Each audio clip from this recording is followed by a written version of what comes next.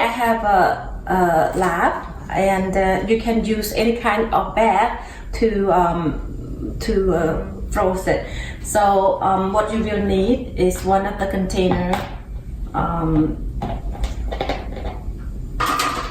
You put in here just like that, and then you need a portion,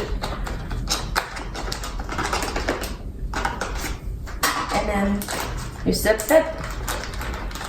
If you don't have enough room in your freezer space, you just divide it.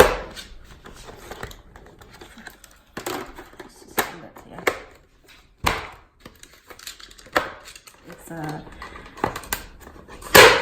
have to do some.